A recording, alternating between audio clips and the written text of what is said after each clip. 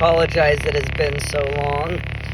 It's gotten very hot here, and I'm still riding my bicycle to work, so I've been getting quite ill from the heat, and spending most of my, you're gonna knock over my phone, and spending most of my days passed out trying to recuperate, and taking care of the animals slowly. So we are back, finally. Hopefully I can start getting back on a regular schedule here. We're going to be back on Transcendent here, and we're getting close to the end of the book. It'll be pretty exciting to have one full book out, and going on to the next book, which is very exciting. These books, they only get, I don't want to say better, because I love the first one as well, but it's just, the story just gets so beautiful.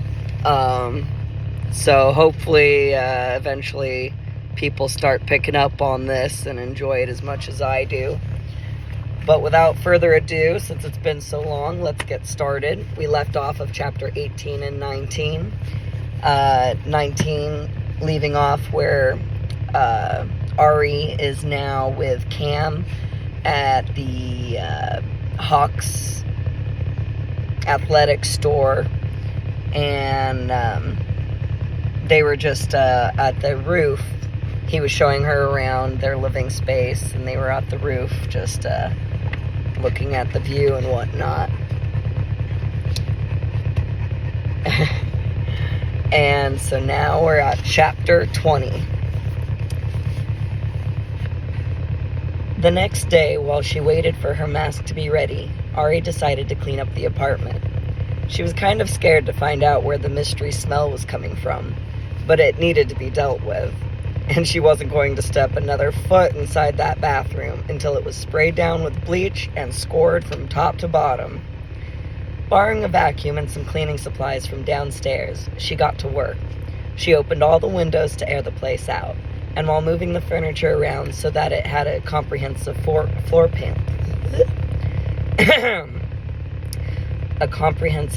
plan, she narrowed the mystery smell down to a moldy ham and cheese sandwich that had been shoved under the red 1950s couch. She had to put on rubber gloves to clean the bathroom. It was so gross. She scrubbed through about 3 layers of dirt and grime to get it to the tile and porcelain underneath. Boys are such disgusting creatures. It took her almost all day, but the place was finally clean and suitable for habitation. Cam had been working in the store all day, and Leo had been off working on her mask. So when they came upstairs before dinner, they opened the door and stood there, stunned. Cam took a big whiff. What's that smell? Ari flopped down, exhausted, onto the mustard yellow 1970s couch and flung an arm over her eyes. Cleanliness, Cam. That smell is cleanliness. I know it's a foreign concept for you guys, but trust me, it's a good thing. Leo plopped down on the couch facing the TV and turned on the gaming system. I like it. I say we keep her. Ari sat up. Hey, this isn't going to be some Cinderella situation going on here. You two need to help out too. Yeah, sure thing, Pipes, Cam mumbled on his way to the bathroom. He opened the door and gasped. Did you redo the bathroom? I like the white tile. Arya flopped back on the couch and sighed. They've always been white, Cam. They're just clean now, and we're going to keep them that way, she warned. The next day, Ari's mask was ready. Leo handed it to her and told her how to put it on. Following his instructions, she looked at herself in the bathroom mirror. It was a half mask that only covered the top portion of her face. No one would be able to see her eyes because they had mirrored lenses like her sunglasses. There was a small camera lens in the middle of her forehead, but she barely noticed it because the mask was so beautifully painted. Overall, it was a blackish hue, but when she turned her head back and forth, the light caught hints of purple, blue, and green threaded through it. Gabby girl, chill out. That's Gabby. She's been such a good girl, so I decided to bring her with me to hang out a little bit. Usually it's my dogs, Kamikaze and Santa, that are hanging out in here while I'm doing this. Oh, baby, baby, baby. You gotta stay back. Good girl. Overall, it was a blackish hue, but when she turned her head back and forth, the light caught hints of purple, blue, and green threaded through it. Leo came up behind her. It was Cam's idea to make you a starling. He said that they are songbirds, and their feathers have an iridescent shine, kind of like your hair. It's beautiful, Leo. Thank you, she said, marveling at the gorgeous mask in the mirror. Leo smiled self-consciously. No problem. It'll be nice to have new blood in the flock. What kind of bird is your mask? Cam wanted me to be a peacock, but I chose the peregrine falcon. They're known for their speed, and out of the original 5, I was the fastest, so... He shrugged his shoulders and left it at that. Ari took her mask and ruffled her hair. Who are the other people in the flock? They went back to the couches and sat down. Well, there's Tank, you know him. Because of his mohawk, his mask is a red-crested woodpecker. And, well, he's a self-professed ladies' man, to put it politely. Ari couldn't help herself. She had to laugh. Leo chuckled. Exactly. Anyway, then there's Ozzy. He's the oldest of the group. His mask is an osprey. And Tally, the guy you replaced, his mask was an owl. And what about Cam? What's his bird? He's a bald eagle. Ari giggled to herself. Well, that explains Eagle Eye Cam. What a goof. That afternoon, Hawk called the flock into his office. Tank and Ozzy were already there when Cam, Ari, and Leo filed in. Hawk was sitting behind his desk as usual, and when they were all settled, he began the meeting. All right, as everyone knows by now, Tally's gone, and his spot has been filled by... He looked at Ari, not sure what to call her. Pipes! Cam called out the same time as she said, Ari. Okay, Tally's spot has been filled by Ari. Now Oz, he said, turning towards Ozzy, who was sitting in the corner.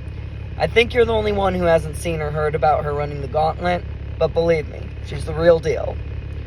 Ozzy leaned back in his chair and crossed his arms, brandishing the tattoos on his forearms and biceps. He didn't have as many as Tank, but they were well done and eye-catching. Leo had said that Ozzy was the oldest in the group, but he still only looked to be in his early 20s. His dark, curly hair reached down to the nape of his neck, and his eyes were the same dark brown. They stood out against his fair skin as he looked Ari over. Tally was the real deal, Hawk. This is just a little girl. There's no possible way she is even in the same league as him.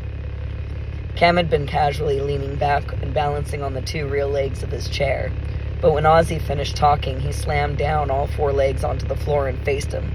We all know that you and Tal were BFFs, Oz, but he's gone off to greener pastures. He put a friendly arm around Ari's shoulders. This little girl was able to run the gauntlet in 2 minutes flat. She beat Leo, who's had the fastest time so far, by 6 seconds. So before you go spewing your negativity all over the place, how about you just trust that Hawk knows what he's talking about and shut your mouth? Ari appreciated Cam sticking up for her, but his well-intentioned speech wasn't going to make Ozzy warm up to her anytime soon. Besides, she agreed with Ozzy. Maybe she wasn't in the same league as the infamous Tally. What if the gauntlet was just a fluke? Was she just kidding herself, thinking she could do something like this? Tank shifted in his seat and glanced over at Ozzy. I saw her in the action, man. She's good. Like, freakishly good. Whatever. Ozzy sulked, motioning for Hawk to continue. With the drama over, Cam resumed his previous relaxed position and continued his air of laid-back affability. Hawk cleared his throat and pressed on. Right. Well, it's almost been 3 weeks since the last video, so I figured this afternoon would be as good a time as any for Ari's debut. He paused and pushed back from his desk to fish out a shirt from one of his drawers and tossed it over to Ari. She caught it and held it up in front of her. It was violet with the store's logo on it in gold. Sarah said it was your size, so it should fit, Hawk said, rubbing at his beard. Cool, thanks, Ari said, smiling. She felt like she was an official member of a cool secret club now. Okay, get to it, Hawk said, bringing the meeting to a close. Oz, I want the video up by Friday. Ozzy nodded, then stood up and faced the rest of the group. All right, guys, live at 4 on the rooftop. All the guys nodded, so Ari nodded as well, not fully knowing what they were all nodding about. They all stood up, and Ari followed Cam and Leo back upstairs. When they were back up in the apartment, Ari held up her shirt to get another look at it. So, what's going on exactly? She asked, trying to sound casual. Oh, you baby. Oh, you're so cute. Oh, I love you. Oh, I love you. Mwah. My sweetie. I love you. But you're creeping over. You're creeping over. You're going to mess up my video if you touch it. You're going to mess it up if you touch it. Yes, I love you. Yes, I love you. Okay, if you stay right here, you can stay, but you can't get any more pushed up, okay? Don't go creeping. No! You creeper. Go back over there. Shkoot. Okay. Oh, you're too cute. You're too cute. I love you. But you gotta stay over there. Stay over there. Good girl. So, what's going on exactly? She asked, trying to sound casual. Cam was scrounging through the fridge looking for something to snack on. He grabbed a carton of leftover Chinese food and then sat down on the 1970s couch. We have about an hour to suit up and get ready before we all meet on the rooftop for showtime. Ari sat down on the other end of the couch. So how does it all work? He swallowed a mouthful of noodles. We all have cameras on our masks, which gives the viewer different angles of all the crazy stunts we do. Afterwards, Oz gathers up the memory cards from our cameras. Oh my goodness gracious. What was I just saying about messing up the video? Oh good, it didn't end the video. Because I don't know how to edit yet, so I can't splice together 2 videos as of yet. Woo! I had it in such a perfect position. What have you done? Oh, goodness. Thank you for that. There we go. There we go. Hey, there we go. Mind your manners. Oh, no.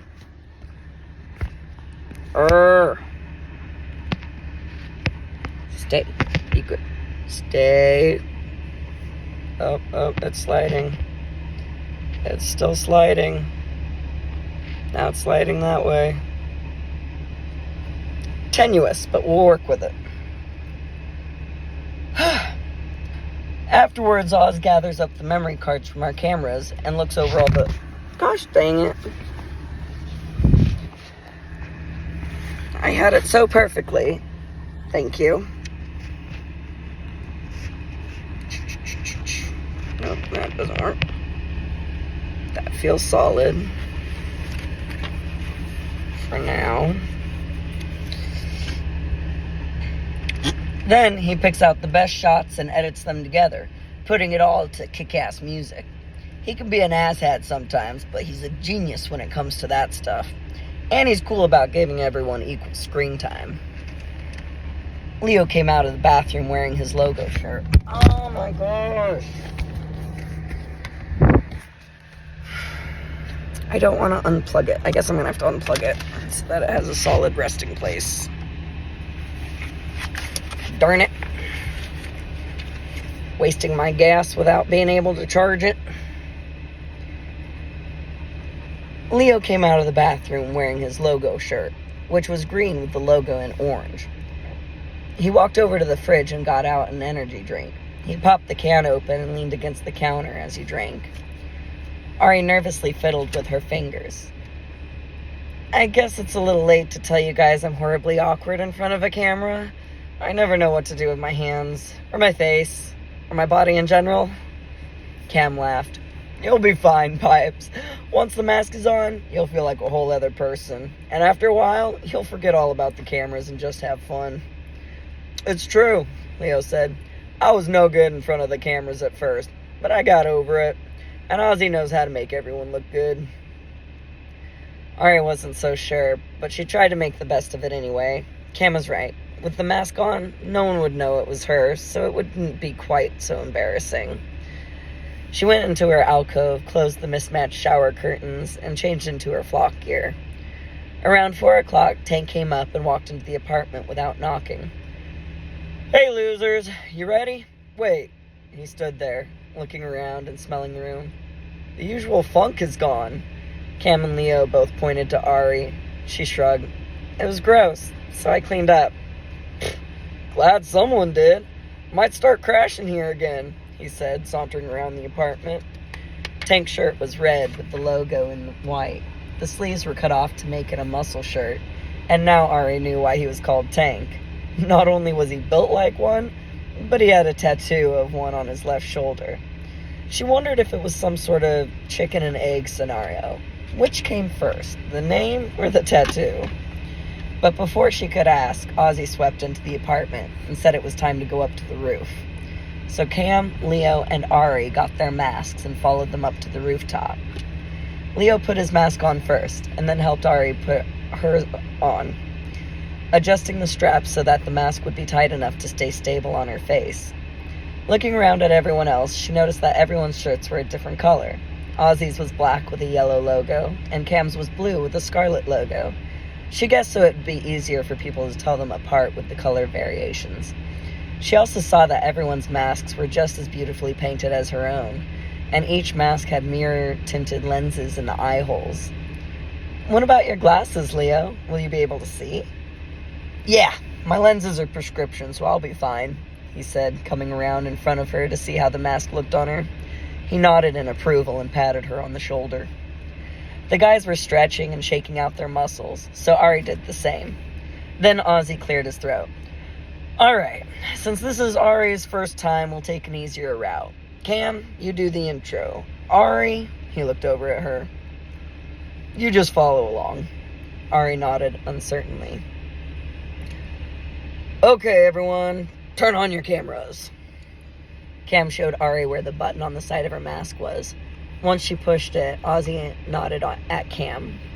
Cam punched Tank's arm excitedly. Tank, look at me! Tank punched him back, looking at him in the face. They were about the same height, so it was a direct shot. Cam held up his fingers and counted down to 0. Hello out there, ladies and gents. The flock is back on the streets. Unfortunately, Mr. Owl has flown off to Hollywood to be a superstar stuntman. So keep an eye out for him in the next big blockbuster, he said in his best TV personality voice. And speaking of stars, Mr. Owl's replacement is our good friend, Miss Starling! Leo nudged Ari towards Cam as he put an arm around her shoulders to bring her into the shot.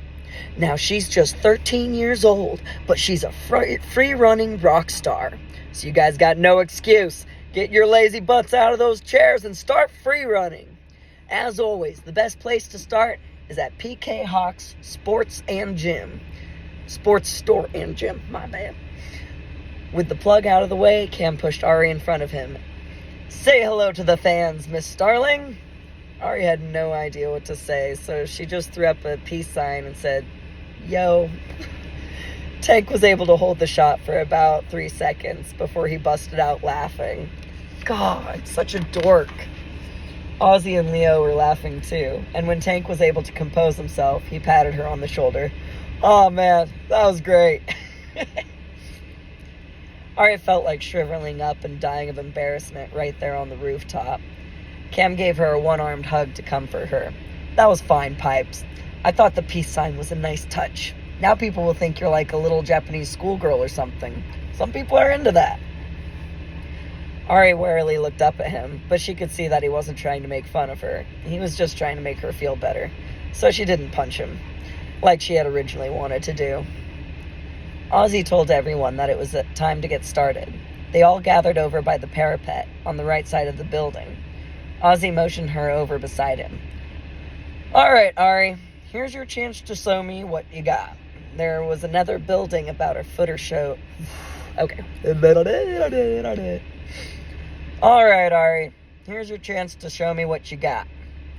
There was another building about a foot or so shorter than the one they were on, and there was about a 10 to 15 foot gap between them. Leo, you go first to show her how it's done. Tank, you go second. I want different angles of her coming over. Wait, what? The first thing they're going to make me do is jump off a building? Ari put on her poker face. She really didn't want to freak out in front of Ozzy. It's real easy, Ari. Just watch how I do it, Leo said, backing up so he'd have enough space for a running start. Ari moved out of the way and sat on the edge of the parapet so she could watch him land. Ozzy stood behind her while Cam and Tank moved back to give Leo room to jump. Leo stretched his neck from side to side and rolled his shoulders. Then he sprinted forward, put one foot on the parapet, and propelled himself across the gap. He tucked in his legs and extended his arms back behind him, which made him look like a bird. He landed softly on his feet and somersaulted forward to absorb the impact. He stood up and brushed himself off. See? Nothing to it, he called over. Tank backed up and ran forward, launching off the parapet into a sideways flip over the gap and onto the other building. Then Tank and Leo backed up to give Ari plenty of room to land. Here's your shot, Ari. Prove me wrong, Ozzy said into her ear. Ari took a bracing breath and walked over to where Leo and Tank had started their running jump. Her palms were sweaty and her heart was pounding in her chest. She'd be damned if she was going to show Ozzy how nervous she was. So she stretched and rolled her shoulders to stall for time. You can do this, Pipes. After the gauntlet, this is a piece of cake. Just land how I showed you, Cam said encouragingly. Yeah, but the gauntlet was a course in a controlled environment. This is real life with real consequences. Ari focused like she had on the course. And just like before, mathematical equations marked the path in front of her, telling her what she needed to do to get across to the other building. Looking at the math, she saw that the boys were right. It wasn't a big deal after all. In fact, if she just stood on top of the parapet and jumped forward, she would make it over just fine. But her logical mind and her primal sense of self-preservation were two entirely different things. So this would just have to be like the first day of dive team. She'd have to suck it up and take the first plunge.